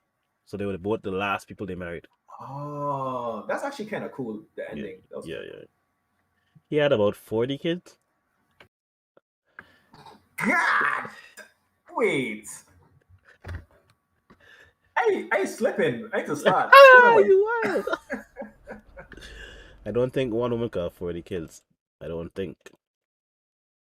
Hey, we're Chloe Bailey. We gotta Oh. get second wife coming in. We gotta hurry up. He had 40 kids and none came to his funeral. Only one. Damn. Yeah, dude. Well, I ain't gonna lie. Man, let me stop. Let me stop. I would go to my dad's funeral, but I would probably go begrudgingly, to be honest. Like, Mm, I don't dislike my dad or hate him or nothing like that, but I also don't feel like love for him either. So, I feel that. yeah. Okay, so I guess the last segment could be us talking about these stories that remind you that true love does exist. But we did miss something. We never talked about the different types of love, like agape, eros, and Well, etc. if somebody had done their research, they'd have been here. It's in the Discord. Um, I missed that. Don't worry, I got it. I got a link right there, so I'll just click on the link. That's why I'm glad I put the link because I knew that I would have. I had a feeling that I wouldn't get around to it, Mm, and just in case, I put a link because I think that in society we talk about love, but when we talk about love, a lot of times, even for this entire conversation, we mostly talk about romantic love. hmm. At one point, we did talk about a different kind of love, which is like the platonic, Yeah. which is not one of the seven. But back in the days, they knew that love had a lot of different definitions, and so they actually created Oh, different excuse me. words for different kinds of love. And I kind of feel like we should go back to doing that Mm, in a way. yeah, yeah, yeah.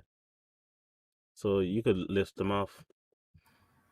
I try and, but my computer, this computer old. So let me open from my other computer. I got it. I got it. I got it. All right. So number one is eros, romantic and passionate love. So basically, lust and pleasure. And Eros was a god. Mm. Two is philia, intimate, authentic friendship.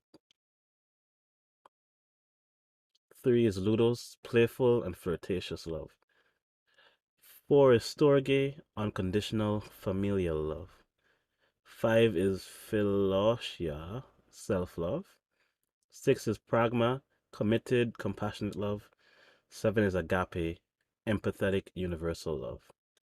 I feel like each of these plays a role in relationships, though, at some point in time. Yeah, I agree. I didn't know that that one before Agape, Pragma, I think it Hmm. was. That's like marriage love, right? Basically. Yeah. That's a deep one, man. That's like that committed, I love you, we're gonna go through this together. We're in a Hmm. business slash who hey X, what going on? Wanted is seven? What does that mean? Agape. Oh, Agape. Yeah. Mm, Universal love. yeah. I feel like let's go kind of go over each one and give an example of where we have shown that kind of love, maybe. Okay. Eros, I guess all the time. Eros is the lustful love kind of thing. Yeah, romantic, passionate love. Yeah, definitely. For my first love, I felt that a lot. I think, Well, actually, I felt all of them with her, but that one I felt a lot. And I would say every girl that I ever like pursued, I felt that. yeah, I think So that's why I said they're all part of all, you know. yeah. Philia, intimate, authentic friendship. Well, me and you have that failure. Yeah, we Matter of got fact, philia. man, I failure you, bro. I feel you too, man. But I feel like they say philia is akin to soulmates, and I feel like I've met a few people in my life that I feel are soulmates to me, male and female. So But that's a funny you mentioned that. So I had a professor in college who spoke about soul. Oh, was it a professor? I don't remember. Somebody I met in life. I met two people in life who talk about this. And one thing they talk about rebirth, like people, you die, you get reborn again, all that kind of hmm stuff. And one of the things that they were saying is that when you die and get born again, it's not like you come and a soulmate. It's like a soul group. mm, So everybody in that group is your soul mates. So what you saying basically kind of confirmed that, like you have that connection with these people because they all were reborn the same time you were reborn, basically. mm. Okay, okay, cool. Three, Ludo's playful, flirtatious love. Again, everybody in the beginning. Yeah, playful, flirtatious. What's the difference between that and like eros then? Eros is I more guess so like sexual longing. and Uh, Ludos is like you kind of like a friendship vibe, but y'all kind of like each other kind of thing. it's like having a crush and act on it. It's rooted in having fun, what that means specifically to you. But then it has Ludus is definitely the love you'd experience with a fling, casual, sexual, exciting, and with zero implications of obligation. I don't know if I agree with them because I feel like there's been girls who I've been like super heavy on the romantic side, and then girls who like I've been more on the like playful side. Yeah. Whereas like I like you, but I also okay if we would just stay friends as well hmm because I just like being around you and it's just like fun and playful. So that And means then other girls where it's like I pursuing you heavy because I really want you like that. I don't know. so you disagree with the notion that women can't have male friends? Mm, I think women could have male friends. I just think I can't have female friends. At So least you're honest, though.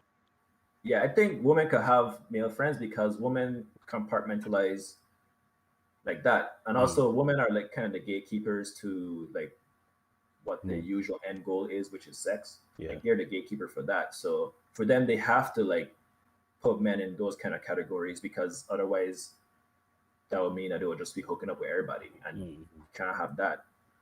And if every guy try and hook up with you, then that yeah. means some guy is gonna have to be in that friend zone. Like that doesn't make sense. Gotcha.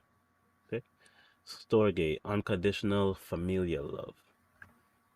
Yeah, feel So, that yeah, with you, feel that with my mom, my brother, etc.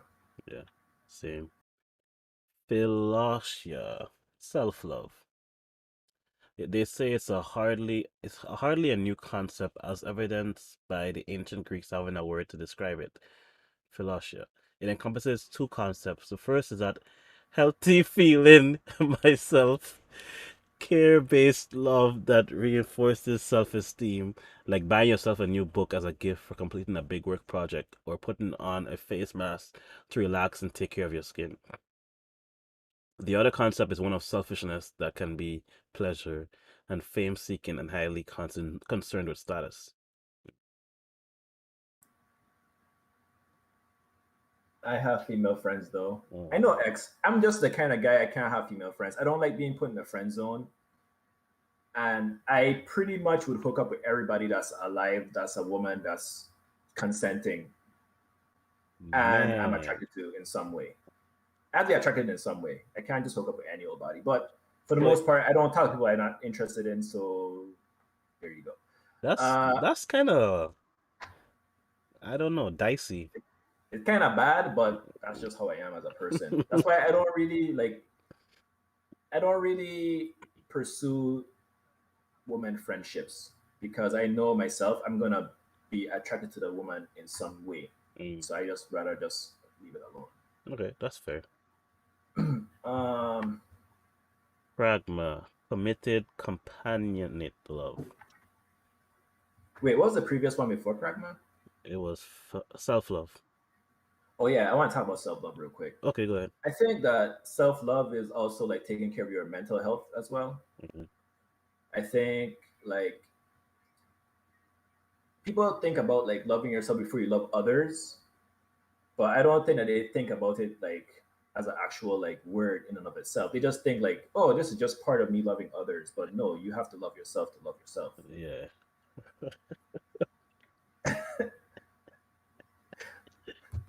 I reading it. I just shaking my head.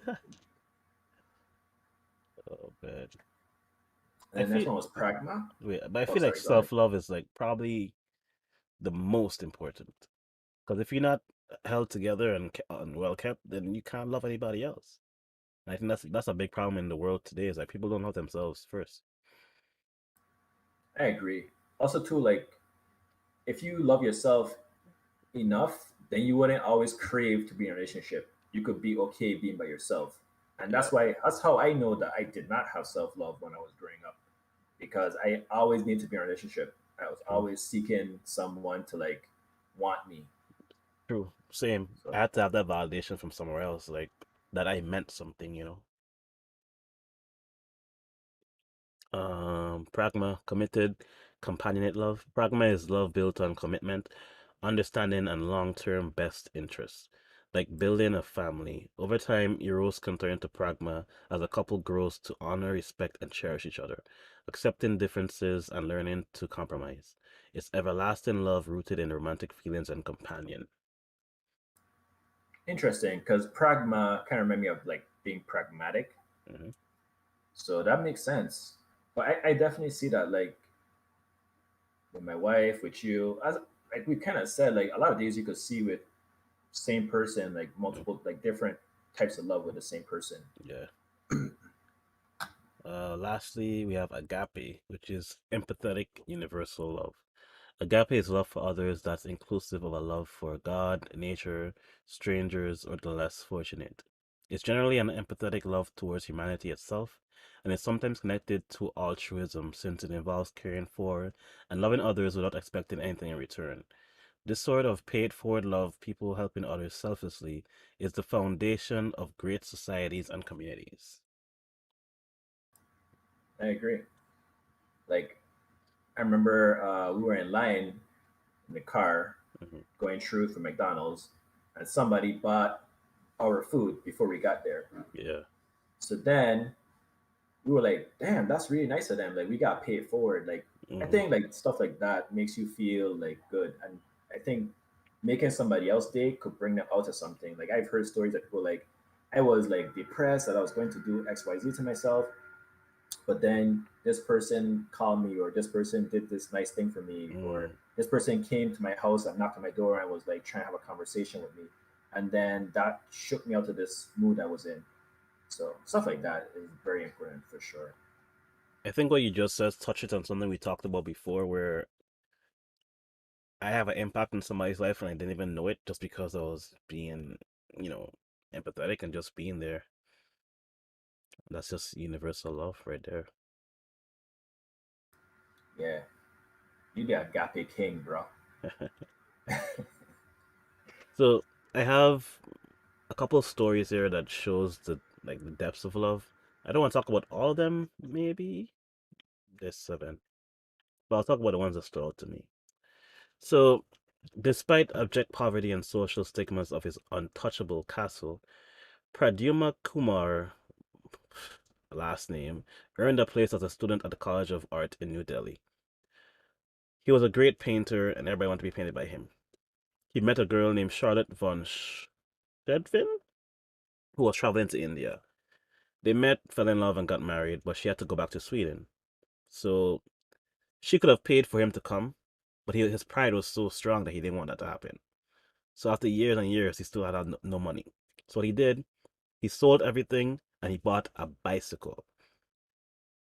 And he cycled for 4 months and 3 weeks, covering 4,000 miles. Yes, sir. Wait, wait, wait, wait.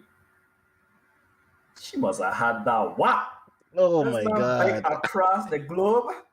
It wasn't the Jeez. globe.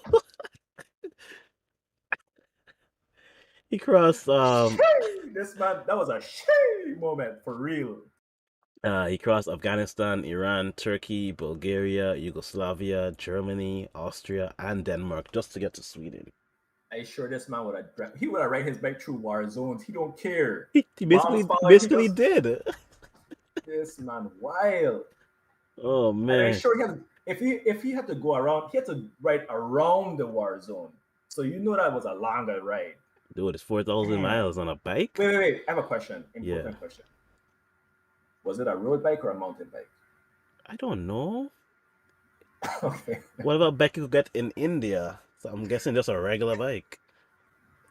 Golly.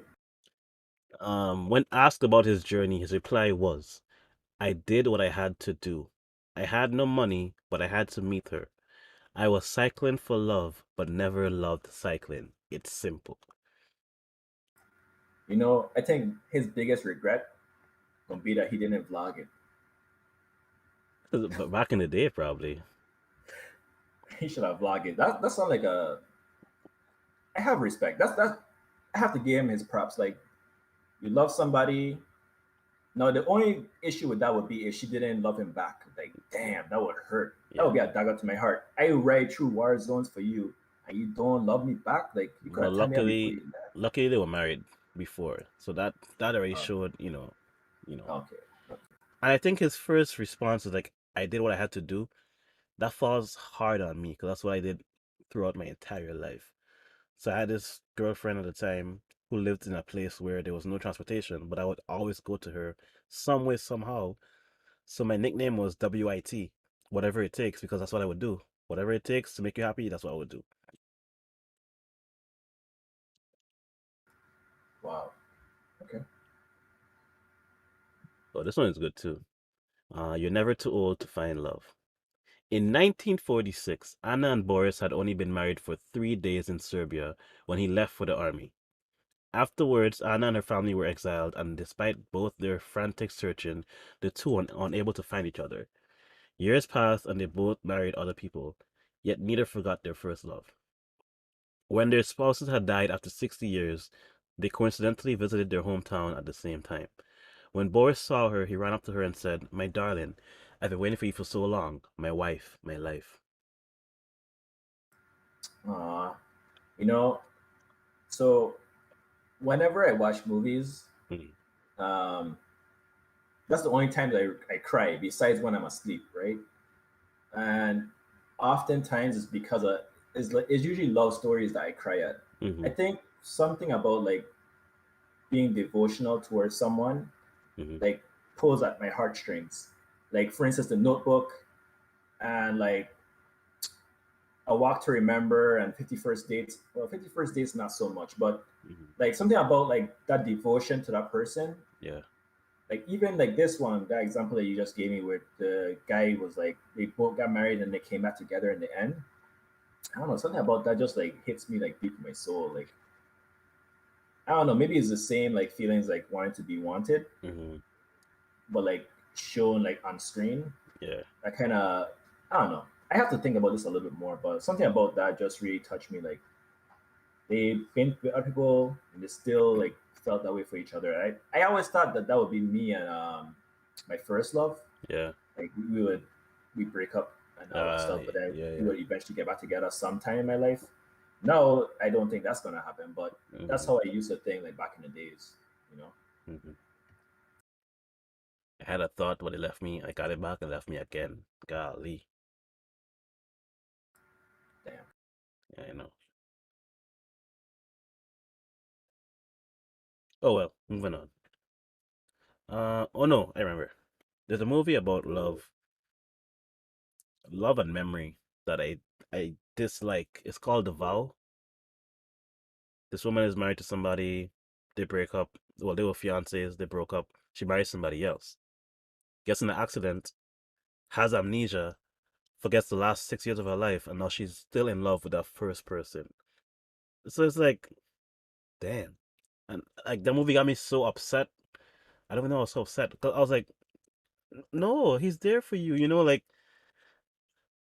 and now through no choice of his own, just by random chance, he lose the love of his life because now you know who he is.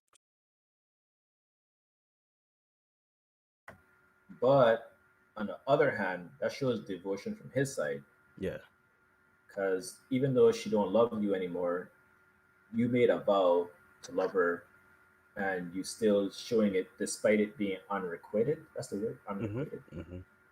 Yeah, I don't know. That would still touch me.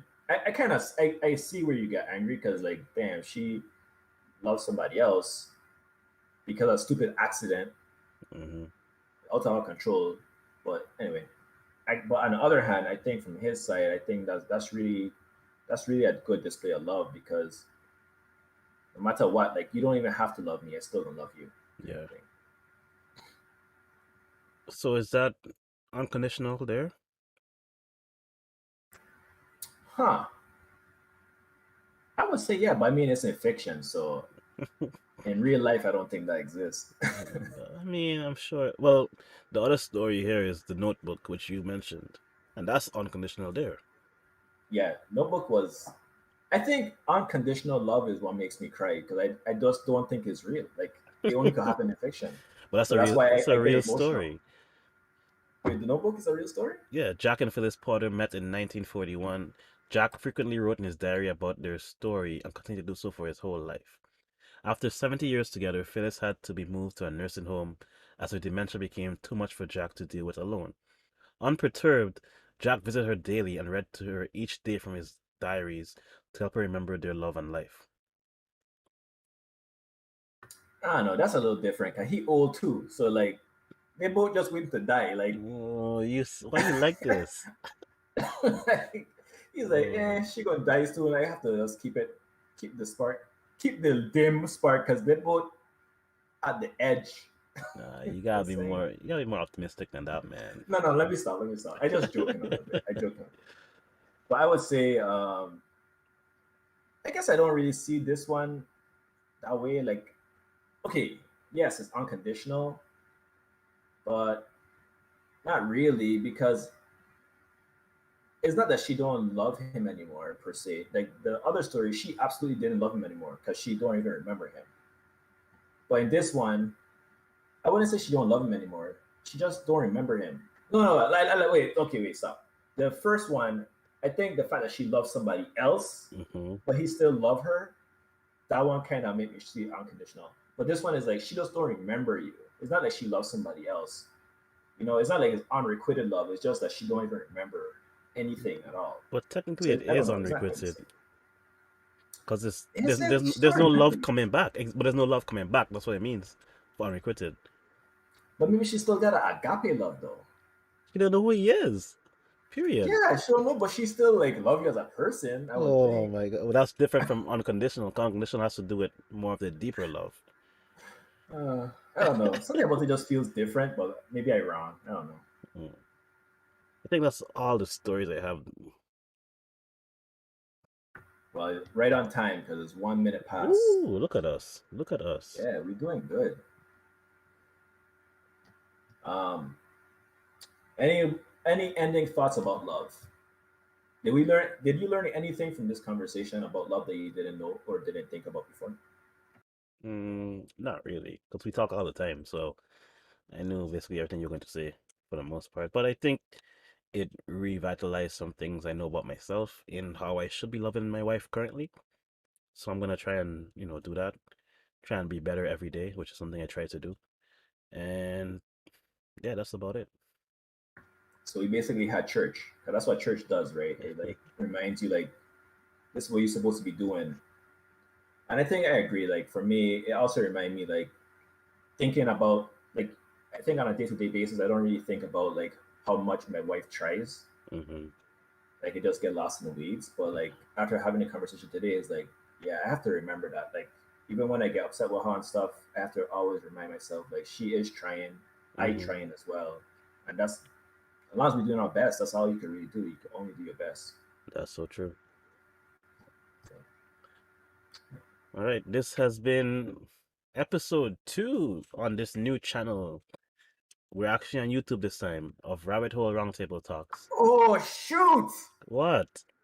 I forgot to host the channel It's okay. It's on okay. mine. It's okay. It's okay. Dang it. It's all good. It's I all dropped good. the ball all week, guys. Let me just tell this to the audience. I've been dropping the ball, man. And that's all I gonna say. I'm not gonna give details. I'm gonna let my boy wrap it up. This has been episode 2. Hopefully, there's gonna be a lot more. We'll see you in 2 weeks. We're gonna try and get a guest to come on. I'm not sure who. We're gonna dig through the archives and see who we're gonna bring in. It'll be a surprise guest. Um, I'm excited either way though, because these have always been good talks all the time, minus that one time, but we're not gonna talk about it. Um, yeah, we'll see you guys next time on Rabbit Hole Roundtable Talks. Yeah, 'cause last time there was a donkey on the show. Oh, come on.